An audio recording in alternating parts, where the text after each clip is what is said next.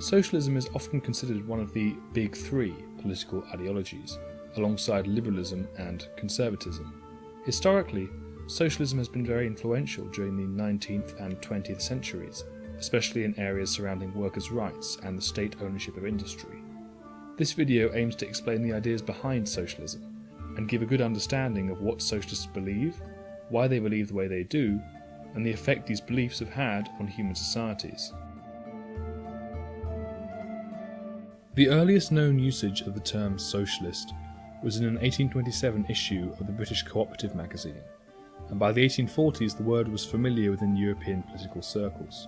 However, the ideals of what would become socialism reach back much further, and can be seen in the work of the 17th century English radical Gerard Winstanley, as well as the 18th century Genevan philosopher Jean-Jacques Rousseau. Both Winstanley and Rousseau railed against private property, with Winstanley being the leader of a group that fought against land enclosures by literally pulling up the stakes and filling in the ditches erected by the landowners. This rejection of private property would become one of the most important aspects of fundamentalist socialism. Other forerunners of socialist thought can be seen in the radical medieval and early modern preachers such as the Anabaptist Thomas Munster, but socialism really took off as an ideology in the 19th century, first through the worker cooperatives of Robert Owen and Charles Fourier, and later through the ideas of Karl Marx and Friedrich Engels, the two most famous minds behind the development of socialism. As with all political ideologies, socialism has a set of core beliefs and values that any socialist will believe in: equality, cooperation, collectivism, class, and social justice. As a general rule, the further a socialist takes their beliefs in any of these ideas, the further to the left they travel. Unlike liberals, socialists do not see equality as simply everyone starting out from the same place in society. Rather, they feel there must be a certain amount of wealth redistribution within society, from the richest to the poorest. How far this redistribution should go is a topic of great contention within socialism, with more fundamentalist socialists advocating for greater redistribution.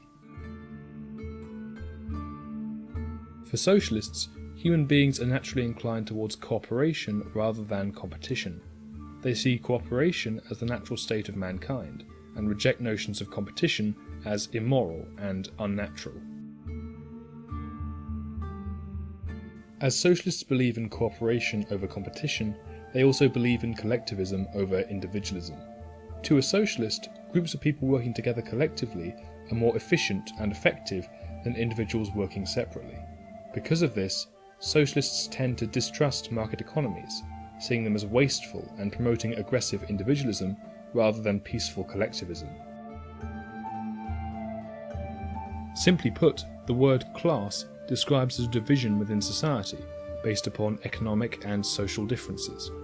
Class has traditionally been a very important aspect of socialism, with Karl Marx famously remarking that the history of all hitherto existing society is the history of class struggles.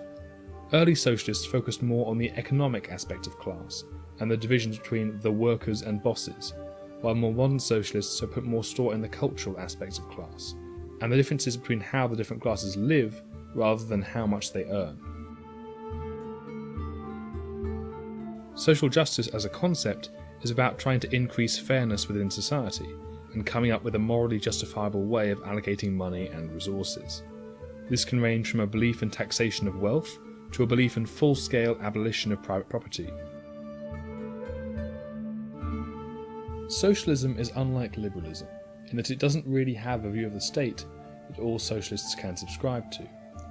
For Marxists, the state as it exists today is inherently corrupt, geared towards protecting bourgeois or middle-class interests, and must be overthrown and replaced by a system that functions for the good of the workers. Meanwhile, Social Democrats accept the legitimacy of the state, attempting to take power within a democratic system. Nonetheless, there is general agreement on some aspects of social organisation, including wealth redistribution, the public sector, and welfare. All socialists agree to a certain extent with the idea of redistributing the wealth in society, with Marxists wanting all goods distributed equally. By contrast, most moderately left-wing socialists are content with the idea of high taxation for the richest in society, and centre-left moderates tend to put their faith in business regulation, as they think high taxes stunt business growth, preventing wealth and job creation. In this context, public sector refers to all work done that is paid for by the state rather than by private business.